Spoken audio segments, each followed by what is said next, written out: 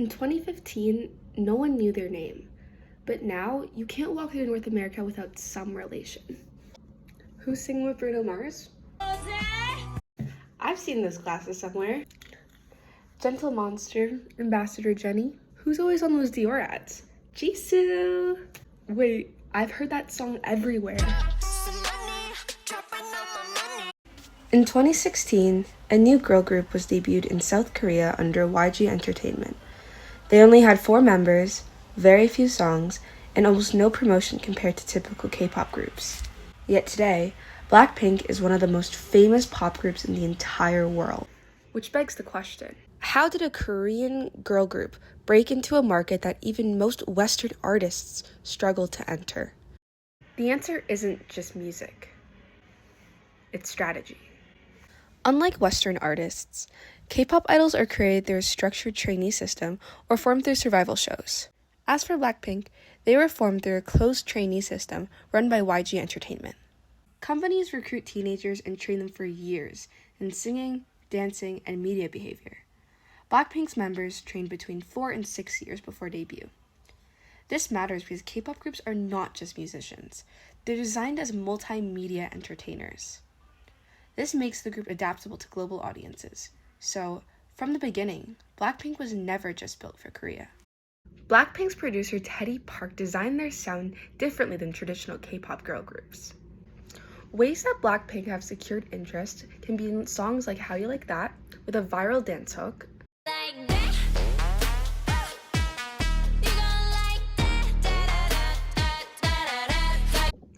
Kill This Love with global EDM appeal,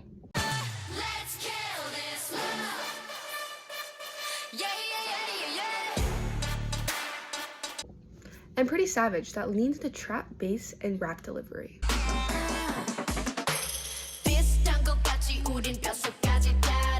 This hybrid sound removes cultural barriers. International listeners don't feel like they're listening to foreign music. They feel like they're listening to pop that just happens to be Korean.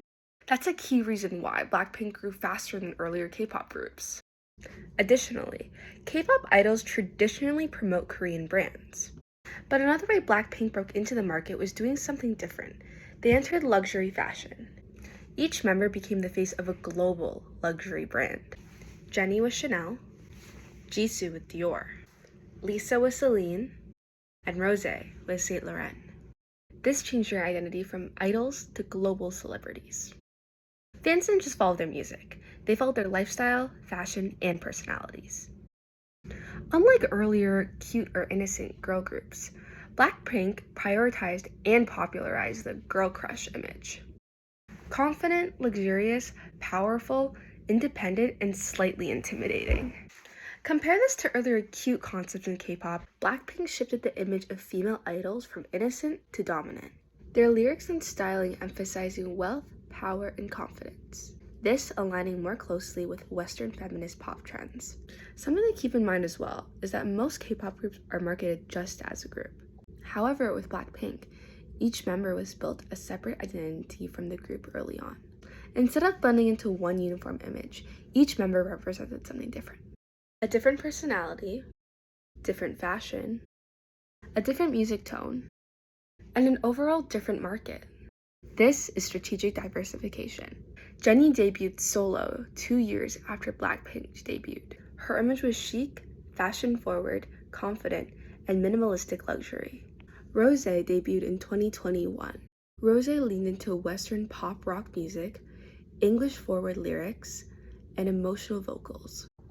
This targeted global listeners even more directly. Lisa debuted in 2021. Lisa's solo emphasized Thai culture elements, rap, and performance. This was important because she represented Southeast Asian global reach. Jisoo debuted in 2023. She was known for her visual elegance, her visual-driven performances, and her minimalism. Each member's solo career strengthened BLACKPINK's overall influence by allowing each artist to cultivate a distinct image and audience. Rather than weakening the group, their individual branding expanded its reach, transforming BLACKPINK from a single act into 4 interconnecting global identities. Overall, BLACKPINK's success was never accidental. From the trainee system to Teddy Park's hybrid sound, from luxury branding to the girl crush concept. Every part of their image was constructed for global appeal. But what makes BLACKPINK truly different is that they represent a shift in K-pop itself. They are not just idols performing Korean music. They are multimedia brands operating across fashion, digital media, and international pop culture. Their solo careers further prove this evolution. Rather than depending solely on group identity, each member functions as an independent global figure, expanding the group's influence instead of replacing it. BLACKPINK shows that modern K-pop is no longer regional entertainment. It is a carefully engineered global industry and one of its most successful blueprints. In the end, BLACKPINK didn't just break into Western markets. They blurred the line between Western pop and Korean pop altogether.